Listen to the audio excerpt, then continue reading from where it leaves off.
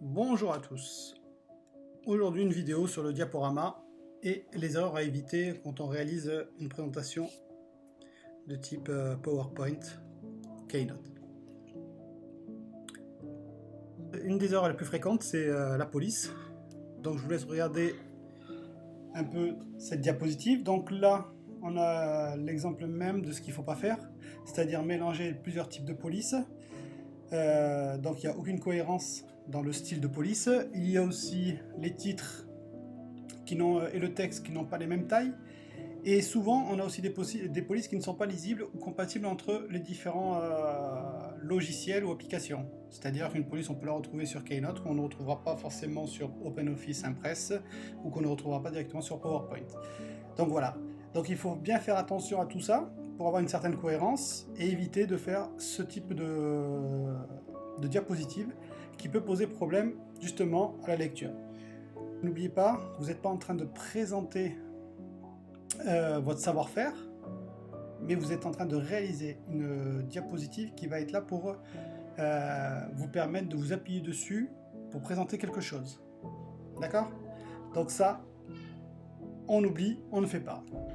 Ce qu'il faut faire, c'est qu'il faut choisir une police plutôt pour donner de la cohérence. On va aussi choisir une police qui soit lisible et compatible pour pouvoir justement aussi l'exporter si on a besoin d'exporter.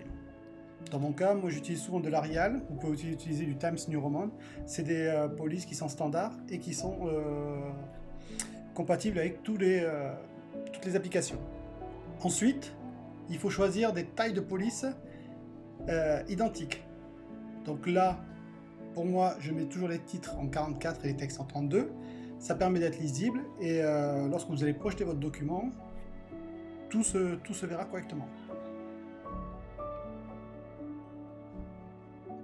Les images, donc là je vous donne deux types d'images identiques, sauf qu'il y en a une à gauche qui est pixelisée et l'autre qui est plutôt fluide.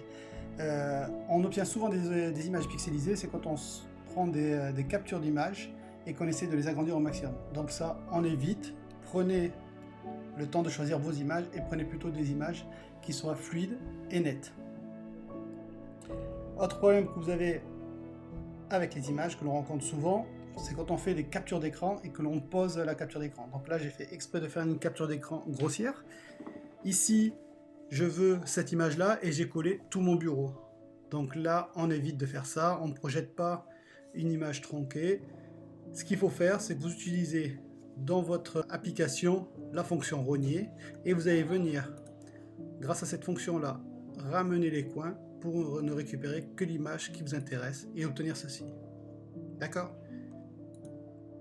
Donc là, on évite le copier-coller d'image et en place simplement l'image que l'on recherche. La mise en valeur des éléments. Donc là, par exemple, je vous donne un exemple. Que fait la bête à cornes? Elle permet d'analyser le besoin. Donc ce type de représentation est à bannir lorsqu'on fait une présentation et qu'on diffuse sur un diaporama. L'encadrer, le souligner, vous le gardez que quand vous faites du traitement de texte ou quand vous réalisez du document que vous allez donner sur papier.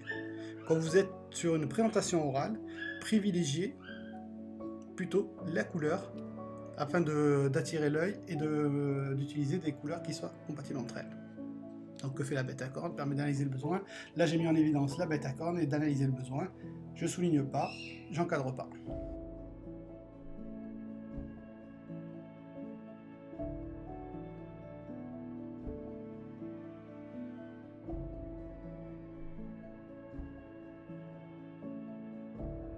Maintenant les couleurs.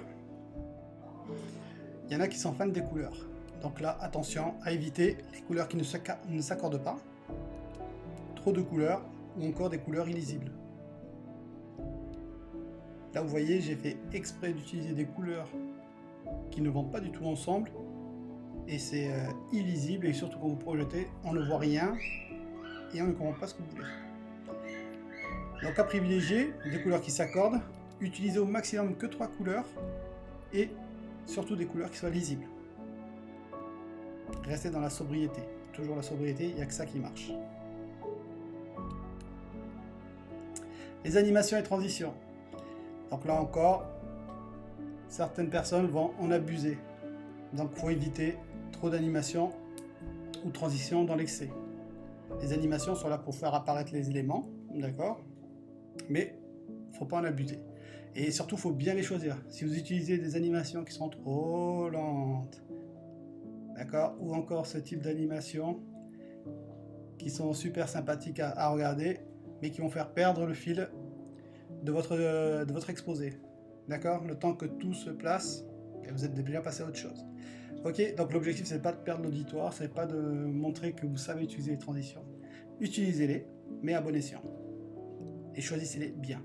Donc à privilégier des animations simples et efficaces, et avec modération. Pour ce qui est des textes, donc un petit rappel, on ne met jamais des pavés.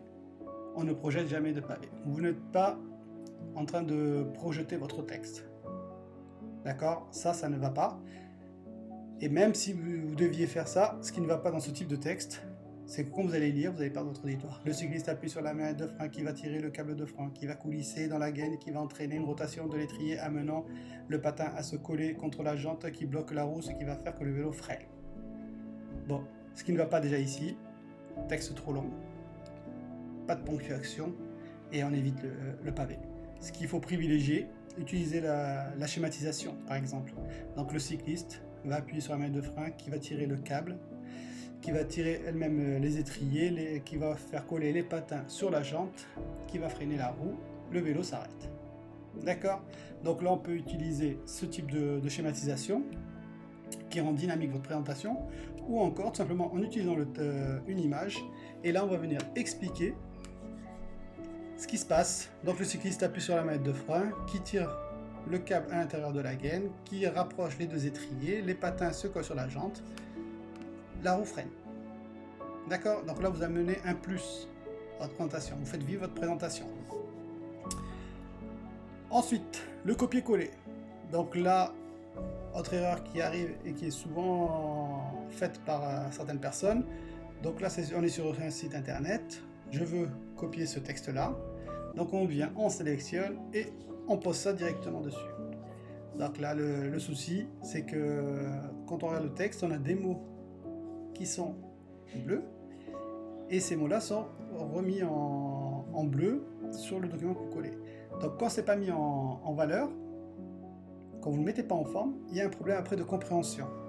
Donc ici le mot durite, pourquoi est-il en bleu si on ne l'utilise pas?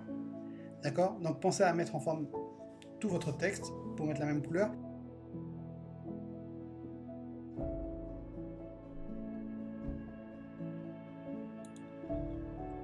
Donc à éviter, pour rappel, trop de texte, le copier-coller sans mise en forme, c'est-à-dire sans réflexion.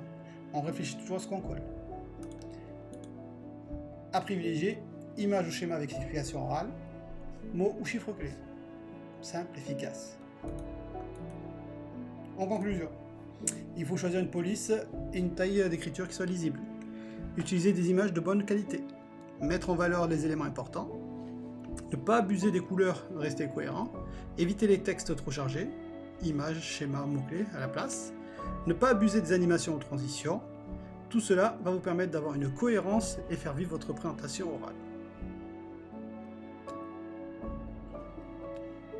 Merci et à bientôt.